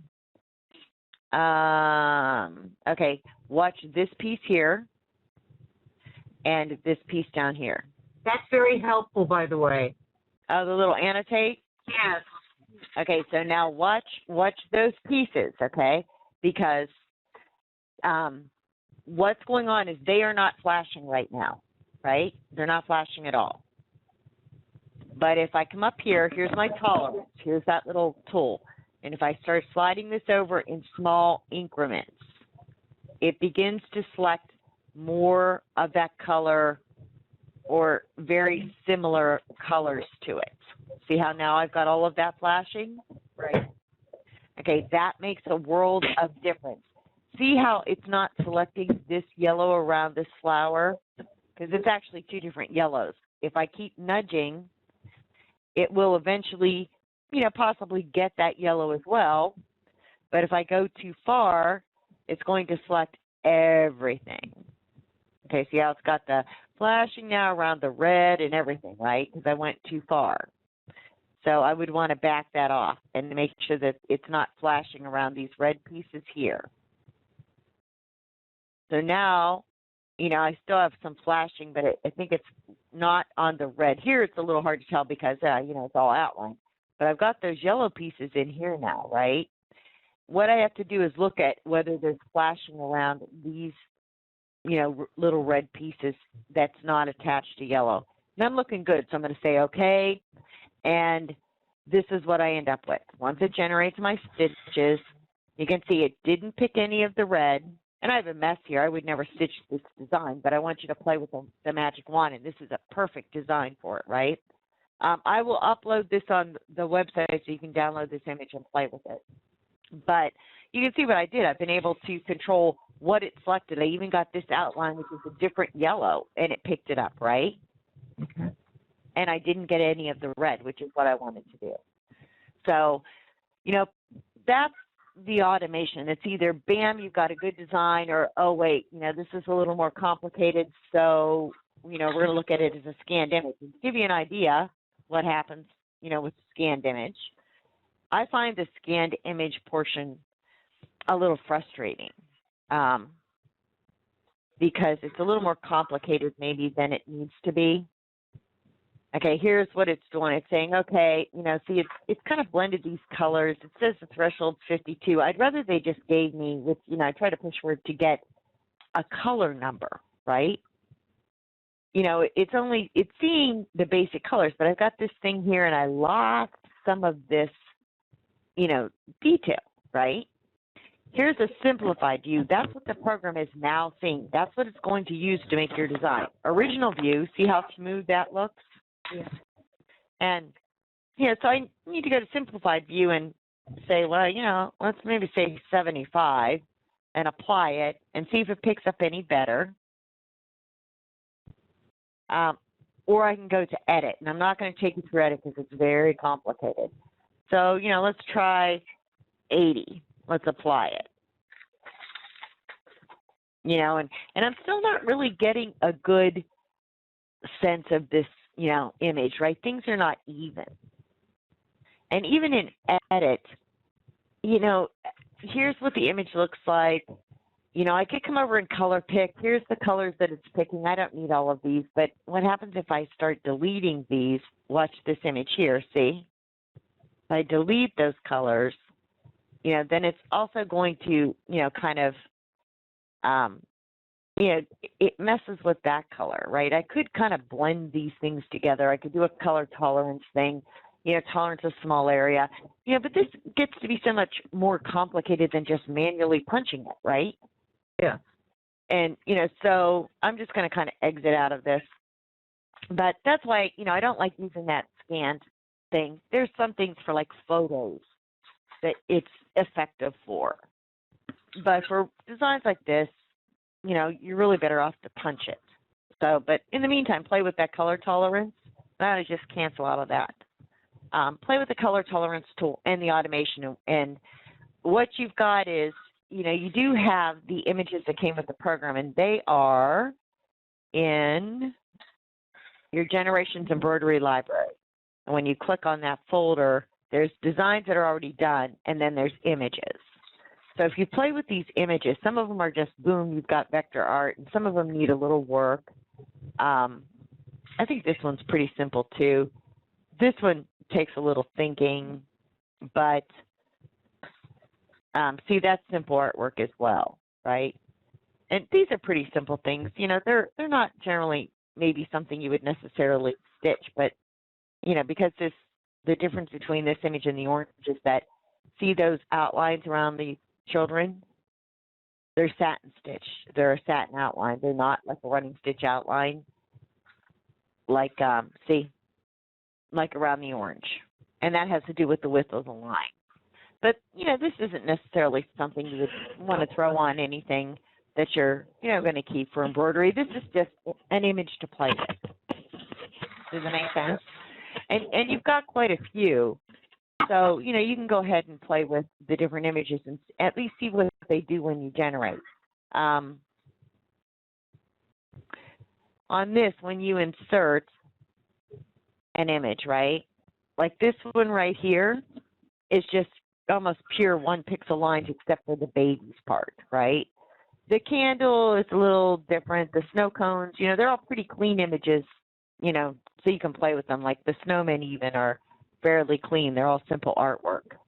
But I will send you that one that comes in as scanned. See how it's pretty clean, right?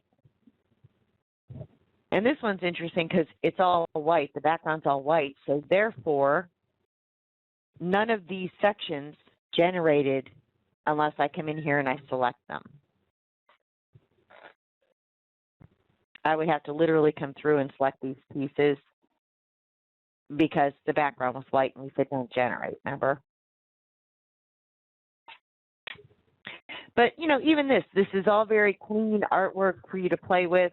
And it's just going to be, come in and play with a little bit of the editing. Like, do you need, what do you do with this section where you've got the buttonholes there, right? Do you really want this section? What do you do with these pieces? This is not good digitizing right here. See these places right here on his arms?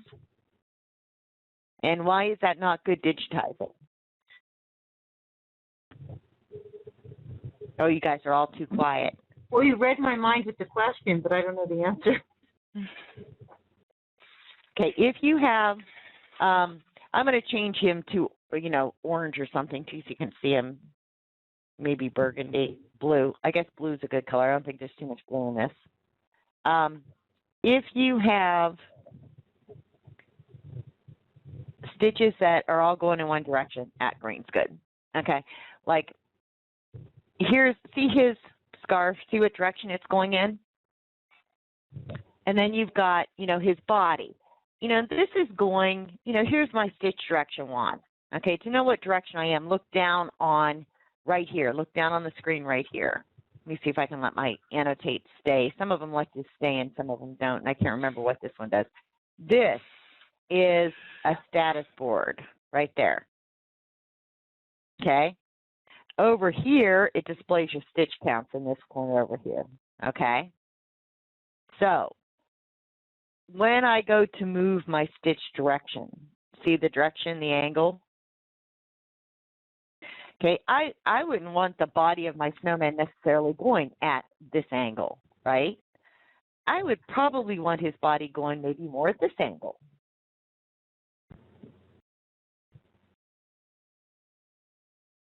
Right? Okay. But this is a satin stitched outline. So even with compensation, the chances are pretty good, especially with a design this large, and the black outline being sewn at the end of the embroidery, right? It's pretty good that I'm going to gap there by the time it's all said and done. So, you know, this is bad digitizing. That line should not be there. These little circles probably don't need to be there either. However, this body part's a little interesting because, let me zoom in, I've got holes. I don't want to stitch over top of the scarf necessarily, but I don't want these there, and this is just plain bad. So, all right, 2 editing features are what I would use on here, and who knows what they are.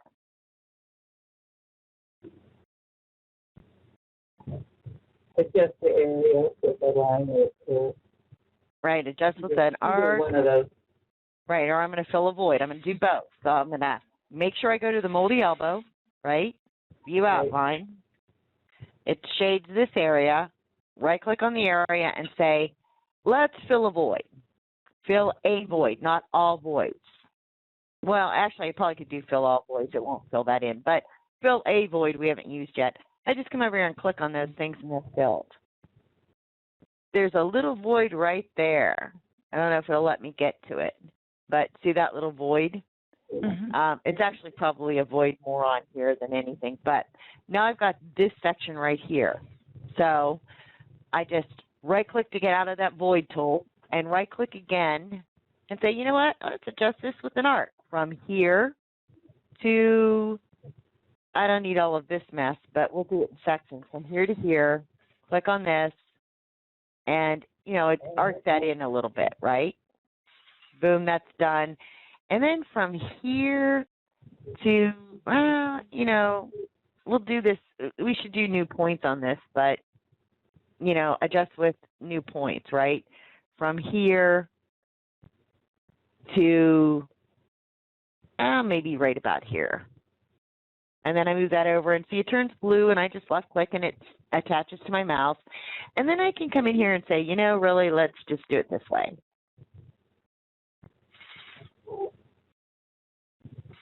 And boom. And I would probably adjust that as well, too. And the same things here. Adjust with, you know, this one's real easy. Adjust with a line. From here to here, as soon as I click on this, boom, done. Here, you know, I'm adjusting with the line now. We haven't done this one yet. From here to here, boom, done. I could even do that here from here to here, although I have the scarf, right? But it's quicker if I go like this and then say, okay, let's create a void. And I want you to play with these editing tools, right? Create a void using an existing area, which is this part of the scarf and that part of the scarf. And what I've got is a better snowman body. Okay? Let me show you what's going on here. I'll show you the outline again. And I might have to move this guy because I didn't generate everything. He kind of moved out of place, so I'll move him back. And that is one thing with this new version you have to watch. When you don't generate everything and you just generate a piece, I've noticed that they kind of move after you edit. So we're going to move him back up to above the black. See? I've got a better snowman now. I still have to change the fill types, but now I don't have to worry about gapping here or gapping around this outline. You know, what I've got, see my body part right here?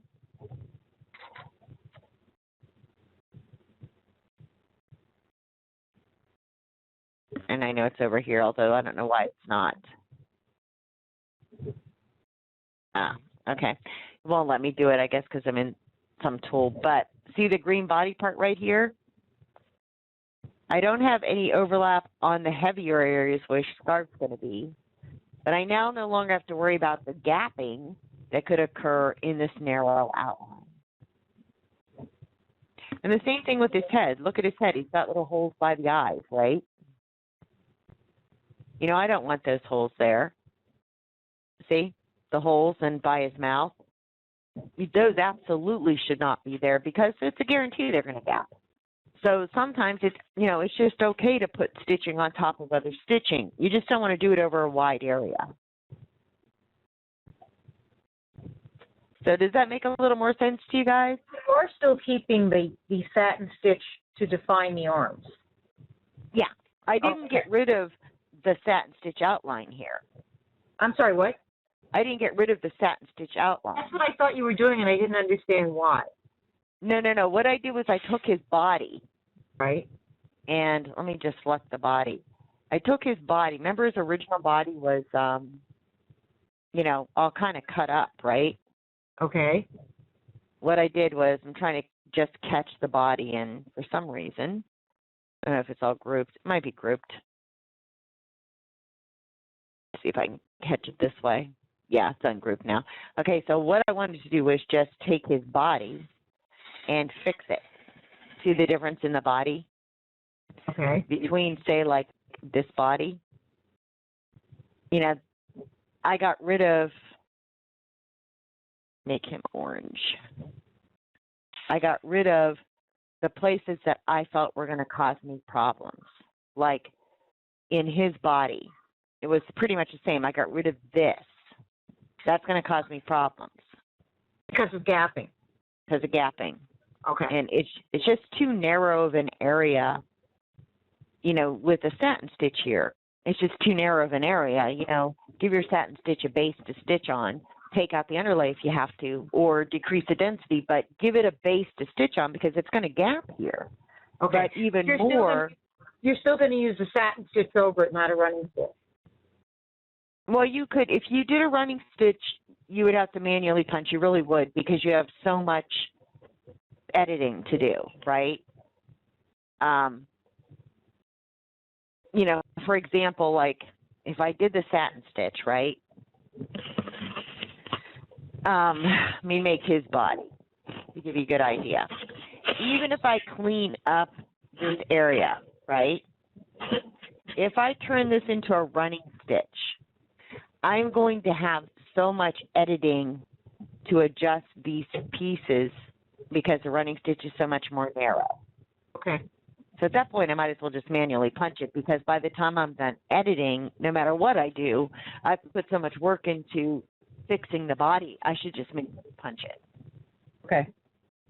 So anyway, so does that make, I know you're probably feeling a little bit lost, and until you get in the program and just play with it and don't worry about whether you make anything or mess up anything, I mean, these are things you don't care if you ever stitch. And just go into it with that attitude. You're not going to put them on your machine. You're just playing. So worst case, it just doesn't work. If you get frustrated, walk away for a few minutes and then come back. But you can't destroy anything in this program. You can't harm your computer. You can't harm the program. These aren't designs you care about. So it's playtime. Come in and play with these tools. And the tools that you have to remember are going to be, okay, right-click to select something on the screen, right? And if you can't remember that, you can always come over here and left-click on the piece, and you get the same result. To get to editing, look by the sewing machine. There's the main edit tool I want you to play with. It's called View Outline. It's got the green dots. It looks like an elbow. View Outline. You click on that, you've got this shaded area. To get to this, you have an option. Right-click is the fastest. It gives you all of your editing options, right? Everything we played with, adjust with new points, adjust with a line, adjust with an arc, fill a void, create a void, divide with a line, divide with a curve. Play with all of these things. What happens when I click these is my little cheater notes show up underneath here, right? So don't forget to look for your little notes. It says, okay, left click, corner point, right click, smooth point, backspace, delete your previous point. The first and last points must be outside of the object. Press enter when done, basically, right? So, okay, here you go. Inside and outside, right? Press enter, and then it says to cancel the tool, press escape, and generate. So if you remember to look at those little notes below, it's going to help you a lot too, right? Remember, this is your edit tool, and you can right-click to get to this menu, or if you notice, when I go into this tool, watch what happens. I want you to look at the menu up here. See if it'll let me annotate again. I want you to watch the menu right here, okay? When I go into edit mode, when I have something selected and I go to edit mode, accessories, or I'm sorry, stitch becomes outline. That is also the editing menu. See, it's the same as this menu. This is a right click on the shaded area. This is the menu option that opens up. Okay, so I don't want anybody to be tense when you're doing this. You know, you've got about a week and a half before our next webinar. So you have time to play with this and, you know, play with the images that came with the program. And I will upload that other one so you can, you know, download it. But don't get tense about this. There's nothing important in these images. You know, you're not going to, you know, certainly not going to put snowman unless you have a really twisted sense of humor right now on anything soon, right? And, you know, so play with these images and just don't worry about things. So do you guys have any questions?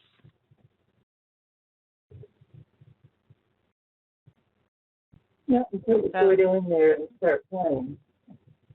Yeah, once you start playing, put a notepad next to you and write down your questions. And then once you start playing like the second time, you know, cross off the questions you answer yourself. And the third time, and you'll start finding out the more you play, if you just take 10, 15 minutes to just play, you'll learn something every time. And like I said, you can't destroy the program, you can't break the dongle, you can't break your computer. The worst case, the program closes down. Big deal, you just open it back up, right? And, you know, so there's nothing that you can do that could harm anything just by playing. Yeah. All right, ladies, you guys all ready for Easter? Yeah, Bernadette, this was a far better experience than the other night. Yeah, the other really good. Yeah, the other webinar service, I had people in the last round that didn't like downloading things to their computer. So the other service we used was all internet, which depends on their internet connection. And this makes you download stuff. This is fantastic. It's not anything intrusive. It's really a nice little system, and you know, but some people just don't like downloading things. And after dealing with two of those services that didn't require a download, we went back to this one because this I just almost never have issues with. The audio is excellent, and the annotate thing, for me, I don't know where you are sometimes. That annotate thing really is very helpful. Yeah, and I'll warn you, I'm left-handed and I mouth right-handed. Shirley knows this. So my annotate skills are often dicey at best. Like, that's my neatest arrow I think I can get. But what's nice about this, I can also make them in pink. Oh, that's great. Mm-hmm. Yeah, I think I can actually put notes in a whiteboard too. So there's a couple of other things I can do and stuff. But, you know, but I'm giving you fair warning, like anything that requires something very, very neat is going to be a little questionable. Well, it's really hard because I'm trying to find out where you are and you're already 2 sentences ahead. And it's very tough for me, and I don't want to slow anybody else down. No, don't ever feel like, you know, you're slowing anybody down, you know, because 9 times out of 10, they probably are thinking the same thing and they just haven't said anything. But it is really helpful to see where you are quickly. Yeah, I'll use the annotate tool quite a bit until you guys get comfortable. A lot of the program and a lot of the webinars are getting an eye for something. Okay. And that's the best way to say it. Like, you know, that flashing outline, like when you're in your regular mode, right? Mm-hmm. Picking out what's actually flashing sometimes, you know, is getting an eye for the program. Yeah, it's really hard. Yeah, because when you look at this, you think, oh, yeah, it's the whole snowman's flashing, right? Yeah. But really, it's the outline. And you'll get a feel for that. And if you're ever curious about what's really flashing on the screen, look over in the stitch sequence over here. And this is your most important tool in the program when it really comes down to brass tacks. Okay. And we'll do more about what you can do with this toolbar as we go along, because it's got a lot of powerful things in the toolbar. So start looking over there, because if you left click on or right click on something or left click, it doesn't show anything. If you right click, you know, I know exactly what's selected. Besides what's flashing over here, it's shaded over here. So when you get something like an outline, you're thinking, oh, do I have the right outline? Do I have, you know, here you go. I know exactly what I have selected now. If you right click on the screen, do you risk moving anything? No, it's left click that moves things. Okay. And right click only selects them. Okay. Left click will move. So then it doesn't really matter if you select from the sequence bar or from the screen. Nope. Whatever you're comfortable with. Okay. And, you know, like a couple of us have had the program for a while. I helped design the program, so I'm used to right click. Let's right click, let's select it. You know, I know what pieces are what because I've worked in it enough. But sometimes, you know, these pieces get hidden underneath things like, you know, I'm trying to select maybe this green thing, and, you know, if this were kind of really close or small, I'd come over here and just pick it, because then I know what piece I've got. Okay. Okay, so either way, whatever works best for you, there's 3 or 4 different ways to do everything in this program. So, all right, let me turn off the recording. And what's going to happen is you're going to get an email from the system